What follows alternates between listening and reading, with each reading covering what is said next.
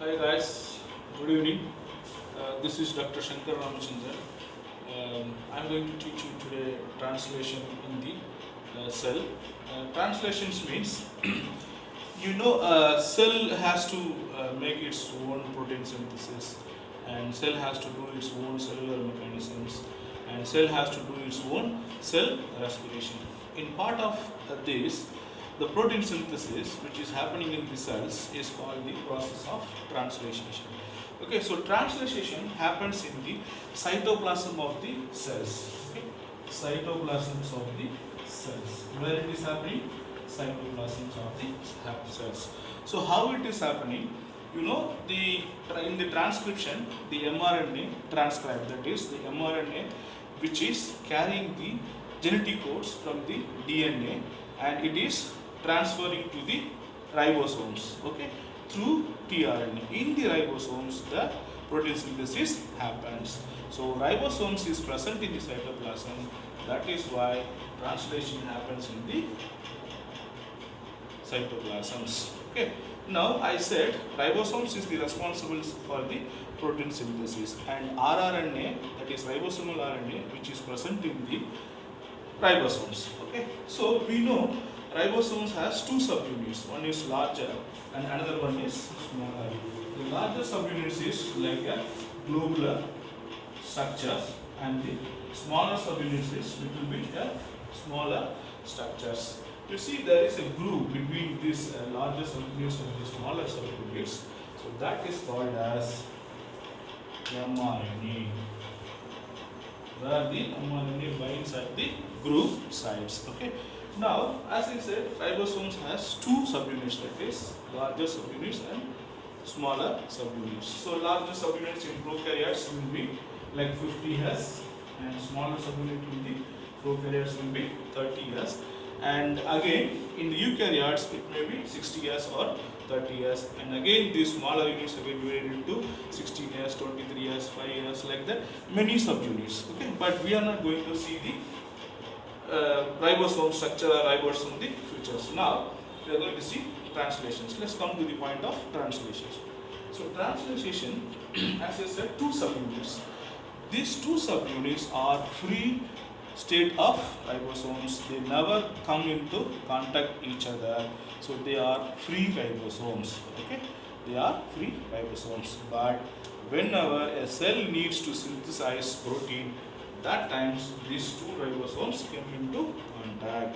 Okay, so until then they are free ribosomes in the cytoplasms. Okay, so now a protein has to be synthesized, cell got signal, and the mRNA has been transcribed. Now the ribosomes, larger subunits and smaller subunits, has to bind together. So in order to bind together, it needs Mg2 plus ions. It needs the magnesium complex. Okay. And what else it needs? Means what else the protein synthesis needs for the translation. Okay. As we saw in the replication and transcription, there are enzymes, there are some cofactors which is responsible for transcription and replication. Like that, in translation also there are some enzymes and cofactors which is responsible for the protein synthesis. What is that? So first enzymes will be amino acyl complex.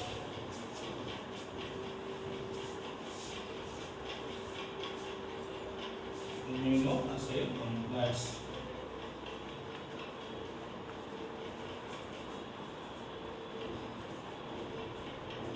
And amino acyl transferase, tRNA transferase. Okay, so there are two enzymes. First one is amino acyl complex and amino acyl tRNA transferase complex. Okay, I will tell you what is the enzymes and where it is going to be used in the translation process. Okay, before that, let's see the ribosomes again. Okay, we see the two subunits of ribosomes, and in between the grooves mRNA is binding. Now in this ribosomes there are three sites, that is, one is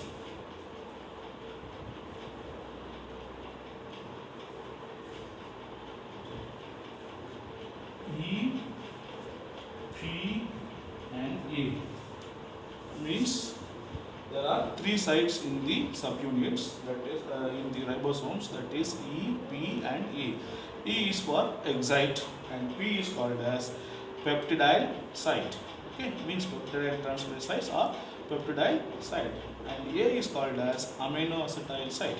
Aminoacetyl site are otherwise called as acceptor site, and P sites are otherwise called as peptidyl sites. Why? Because aminoacetyl site, where the tRNA is going to bring the amino acids, that is why it is called as aminoacyl site, that is acceptor. P sites means donor sites, means which is going to make a polypeptide, that is why it is called as peptide acyl site, right? And the polypeptides, which is bonded into covalent or a peptide bond, transfers to the E site. From the E site, it exits out to the other parts of the cell for the protein purposes. That protein will go and make an organelle or and make some biochemical process. So that is the simple process of translation. Now, how it is going to happen? As I said, we have in order to start the protein synthesis, that is translation process, so first we need amino acids, isn't it? So amino acids in the cytoplasms is free form, and it is in the inactive form. Okay, so we know that there are 20 amino acids, and we also know that each amino acid corresponds to its tRNA. That means 20 amino acids and 20 unique tRNA. So each amino acid has its own tRNA. So these amino acids are in inactive forms. When the A site, that is aminoacetyl plus ATP plus amino acids, that is inactive amino acids, gives to active amino acids and amino acid complex, that is inactive amino acids plus Mg2 plus ions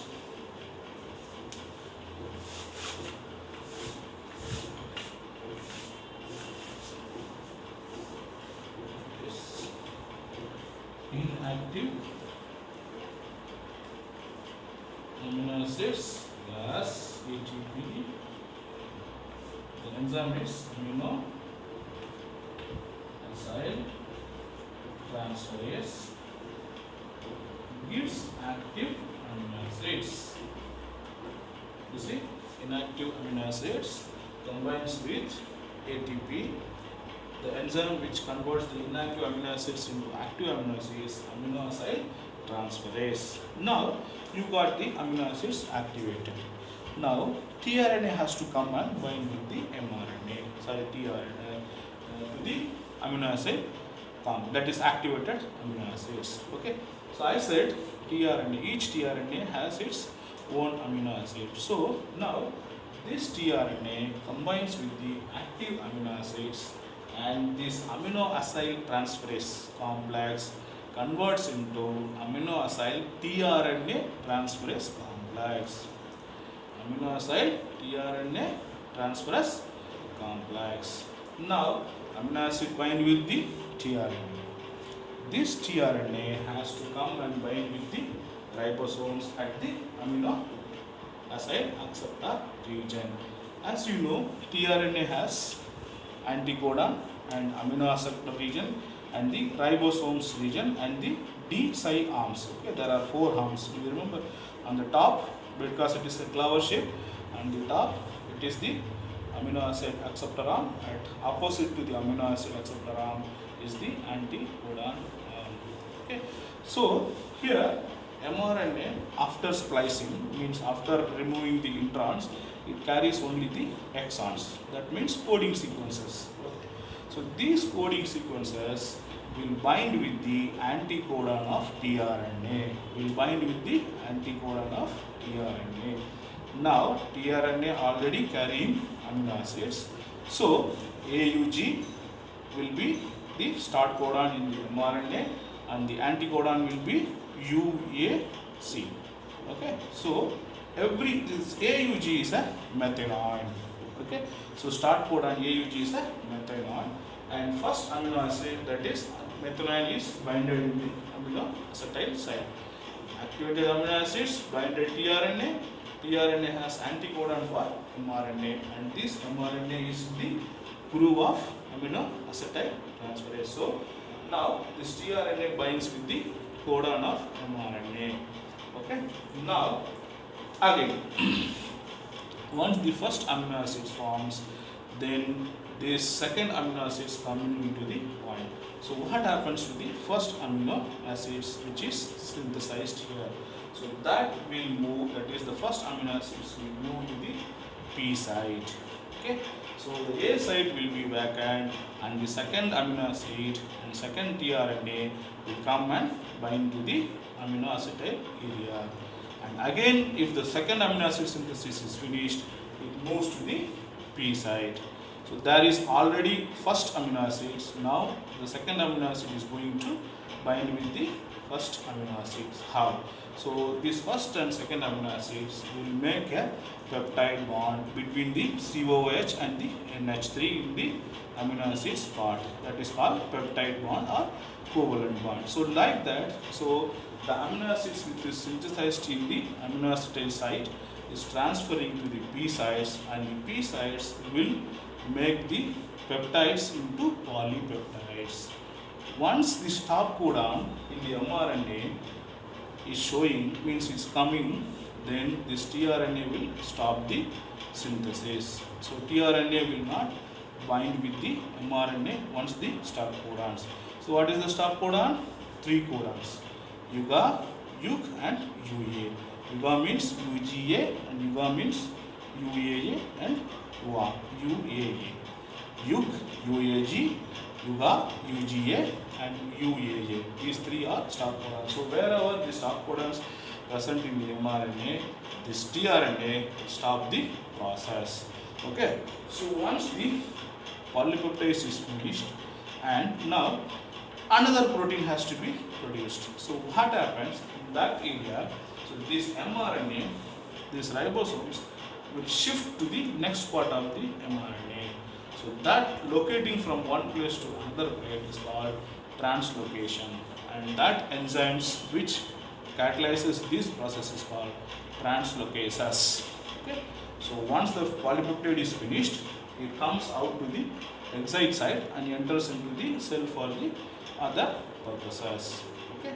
So simply amino acetyl, that is amino acids, binds in the A site, and in the P site polypeptide formation. After polypeptide formation, it exits through the E site. Okay. So this is the mechanisms in the ribosomes. Okay. So once one polypeptide synthesis happened, for the next polypeptide, these ribosomes will move towards the other part of the mRNA. That is called translocation, and that enzyme is translocases. Okay. Now you see, binding of amino acids and formation of polypeptides, all these are continuous process. So there are 3 processes, that is initiation, elongation and terminations. So initiation is done by some factors, that is called initiation factors, that is IF. In prokaryotes it has 3 initiation factors, and in eukaryotes it has 8 unit factors.